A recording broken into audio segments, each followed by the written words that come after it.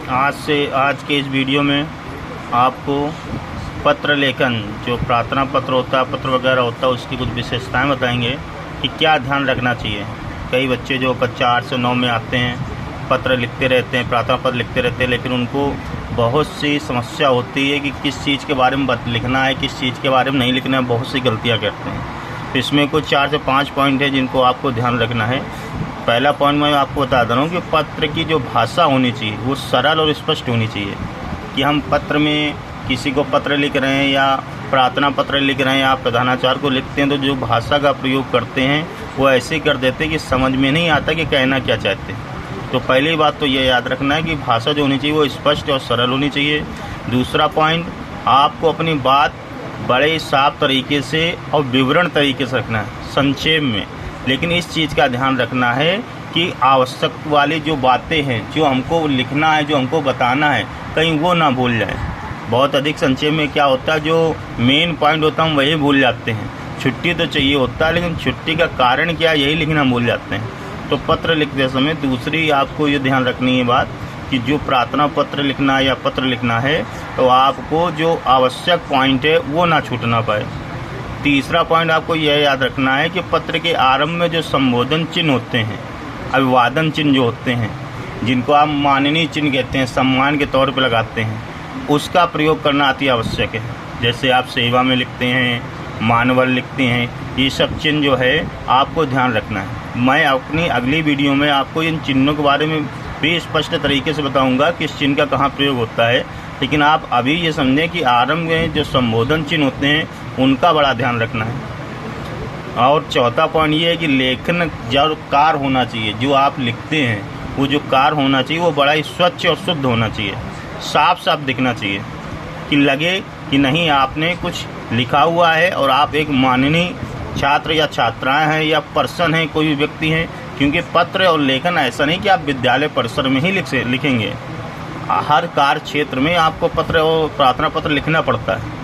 तो ये चीज़ आपको ध्यान रखनी है। अंतिम जो बहुत ही ज़रूरी चीज़ है कि जो विराम चिन्ह होते हैं, विराम चिन्ह हो गया, लघु विराम हो गया, चिन्ह जो हो गए, इन चिन्हों का प्रयोग आपको आवश्यक करना है।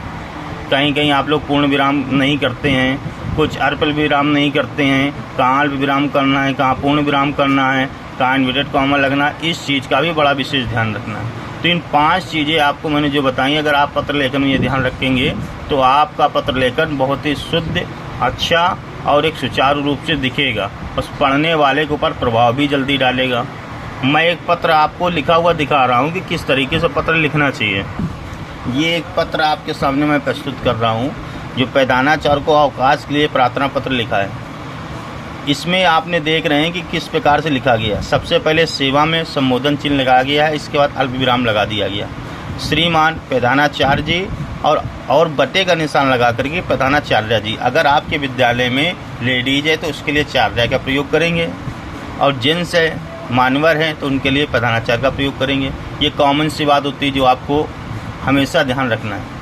फिर उसके नीचे विद्यालय का नाम आता है, विद्यालय के नाम के लास्ट में, और आप देख रहे होंगे प्रधानाचार्य के नाम के लास्ट में अल्प विराम लगा हुआ है, जो कॉमा चिन्ह लगा हुआ है। इसके नीचे आप पता लिखेंगे, और उसके नीचे बहुत ही ज़रूरी चीज़ होती है विषय। विषय जरूर डालेंगे। विषय में आप लिख सकते हैं, जैसे आपको 1 दिन के लिए छुट्टी चाहिए, 2 दिन के लिए अवकाश चाहिए, या किस कारण से लिख रहे हैं, ये भी आप विषय में डाल सकते हैं।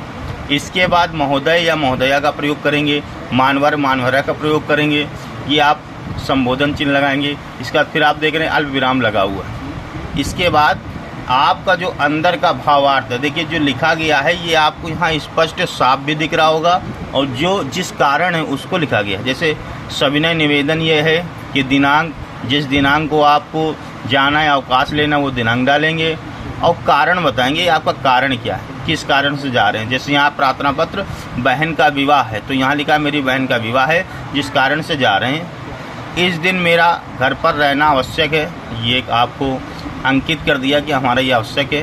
कृपया मुझे 1 दिन का अवकाश प्रदान करने का कष्ट करें। धन्यवाद। धन्यवाद और कष्ट करें, ये इतना ही लिखा है। इसके नीचे आप महान दया होगी ये भी बढ़ा सकते हैं, बढ़ाना चाहें तो, वरना इतने में ही पूर्ण होता है। और आप देख रहे होंगे पूर्ण विराम लगा दिया।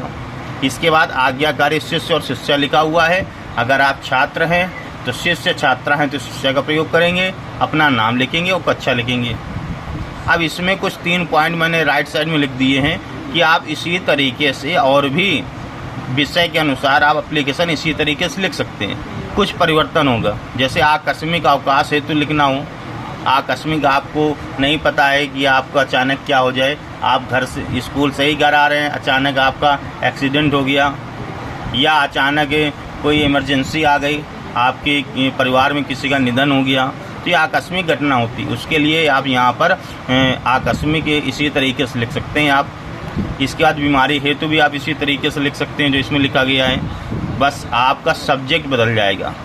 बीमारी हेतु अवकाश, बीमारी हेतु अवकाश के लिए प्रार्थना पत्र, आकस्मिक अवकाश के लिए प्रार्थना पत्र, और बाकी पूरा विषय इसी तरीके से लिखा जाएगा जैसा लिखा हुआ है। तो ये एप्लीकेशन का एक तरीका है जो मैंने आपको बताया।